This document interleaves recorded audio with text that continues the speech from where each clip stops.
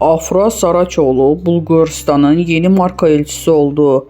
Oyuncunun işbirliği kapsamında markanın mücevher, saat ve aksesuar dünyasında koleksiyonlarını temsil edeceğini duyurdu.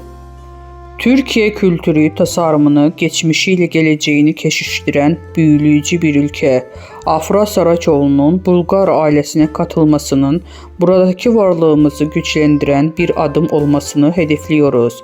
Afra'nın yeteneğini ve öz duruşunun modern, kendine güven ve güçlü kadınlara ilham vereceği kuvvetli bir bağım kuracağımıza inanıyoruz.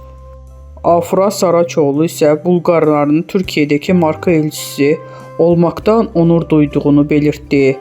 Bizden bu kadar arkadaşlar. Videoların devamını gelmesini istiyorsanız kanalımıza abone olmayı unutmayalım. Hoşça kalın.